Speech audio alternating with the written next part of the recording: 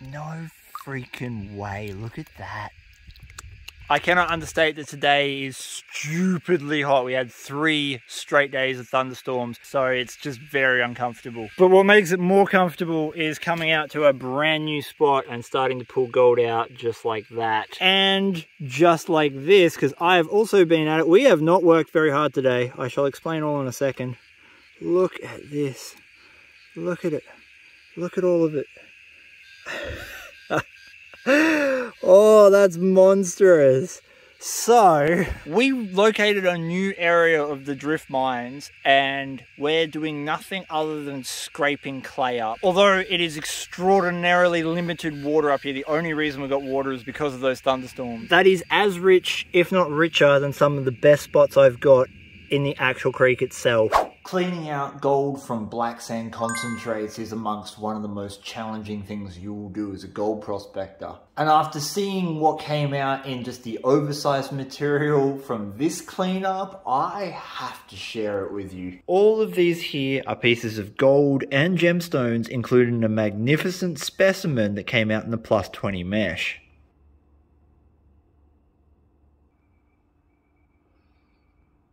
And I don't normally get anything in the +20 mesh from Reedy Creek. And we still have all of this to sort through. We're going to use 2 classifications. We've got -30 mesh and -50 mesh. Mesh means inch. So when I say 50 mesh, it means 1/50th of an inch, or every hole in that mesh is the size of 1/50th of an inch. Surfactant is nothing more than soap. It helps break the surface tension of the water. Can you see where the water is rocking back and forth there? There's a slight bubble to it. That slight bubble is the surface tension. Even though gold's very heavy, weighing 19 times more than water, it is also hydrophobic, and that means it actively tries to repel water away from itself. So when that hydrophobic gold makes contact with the surface tension, it tends to skip up on top of the water and float straight out of your pan.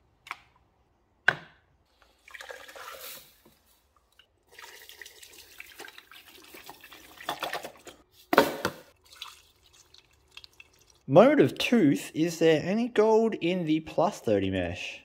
Oh yeah, there is. Very quick sneak peek, and we've got nice chunky bits of gold. Would you look at the pieces of gold that are sitting in the +50 mesh? I think this might be a very decent take.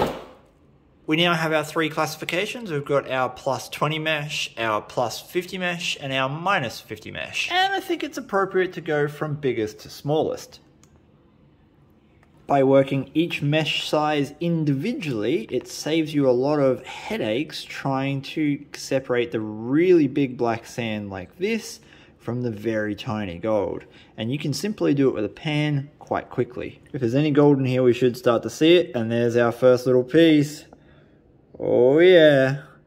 Is there any more? Oh, it's got a friend. It's got a friend. Oh, it's got a few friends. Once you get down to about a teaspoon worth of concentrates, it's often a little bit easier just to turn the pan around and pan it by tilting the water back and forth. And just like everything in gold prospecting, there is a little bit of a trick. You want to put enough water in the bottom of your pan to come up to the first riffle at the bottom. You want to make sure that your concentrates are shaken towards the riffle side. And you're not going to hold your pan flat level. You're going to tilt it towards you at about a 45-degree angle. This is the neutral position that you're going to come back to every single tilt. And what that does is when you return the water to flat, the water comes up and over your black sands, and when you tilt it back to neutral, it'll pull your black sands down to the bottom. So let's do that, and you can do it quite fast. It helps sometimes too if you give the pan a couple of taps at the top. So tap, tap, tap, tap, tap. Neutral. Back and forth.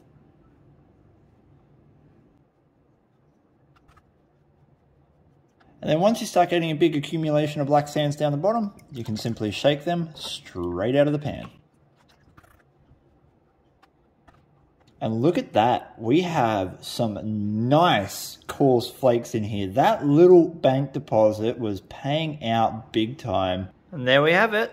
our nice chunky gold flakes. And if you want to see the video where this gold actually came from, you can check that out linked here on YouTube or in the description of Facebook. Next.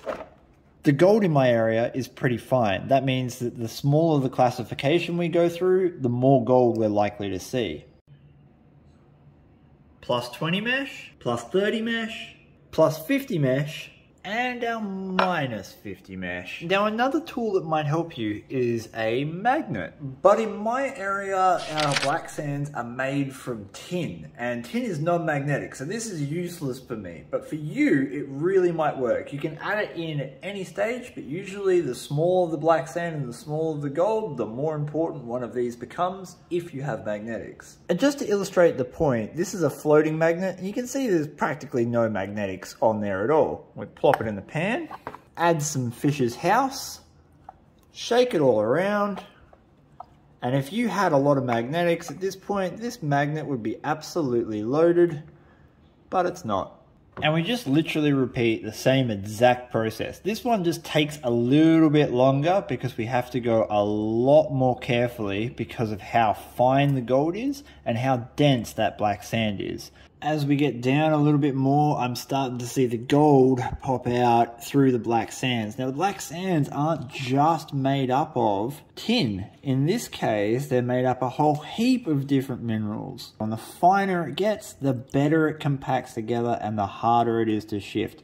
So the trick with this is just some patience. You will get there, just stick at it. The motion you use to get rid of the black sand is quite easy. You want to push forward and down and then lift back and up. So as I move the pan forward, I'm pushing it down into the water so that the water comes to the back of the material.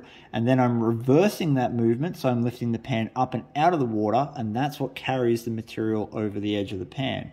Forward and down, back and up. And eventually you'll find the rhythm and pace that starts moving the black sands or the heavy material and leaving the gold behind. We're down to the heavy white sands. Now I am not 100% sure what the heavy white sands are. I just know that they are much denser and much finer than all the black sands I have ever dealt with. And this is usually where most people come unstuck.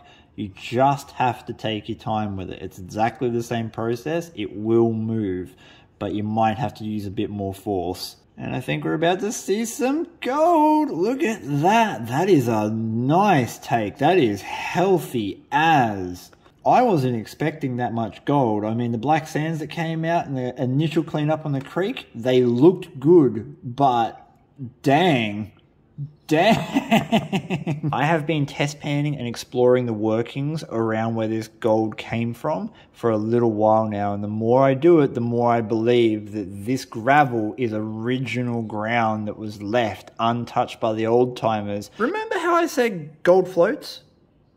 And see how there's a bead of surface tension on the water there? Right there. There you go. See the surface tension picking it up? And you can just keep collecting it with the surface tension. And it will continue to float. No hands. Yep. That be real gold.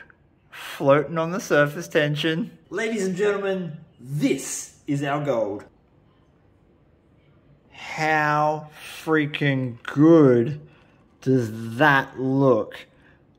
Thank you so much for watching my video. I hope you did enjoy it. Please give your dog a scratch behind the ears for me. Peace.